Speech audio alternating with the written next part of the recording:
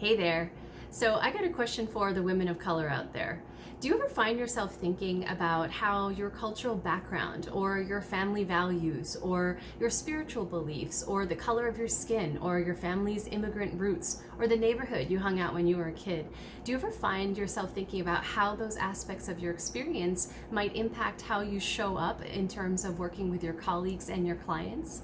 Or do you ever find yourself thinking and playing back scenarios where you wonder, how might this have gone differently if I were not a woman of color? As someone who has roots in America and South Asia and the UK and New York City and Northern Virginia, I can tell you that I sure have.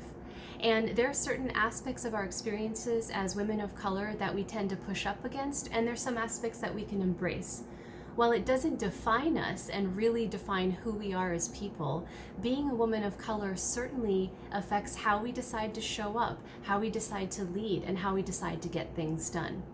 So I am so excited to share that after hearing from so many women of color over the last several years about their own experience in working through imposter syndrome and wanting to boost their executive presence and giving effective feedback and running effective meetings, that I am going to launch this fall the very first cohort for women of color, a coaching program where we can all connect around a shared experience and get very practical about how to bolster our leadership skills and show up in a way that is the most powerful and most effective for each of us. So spaces are limited. We're launching this fall. If you have any interest in this, please reach out to me. I would love to jump on a phone call and see if this is the right fit for you. And either way, I can guarantee that you're going to get something out of the conversation.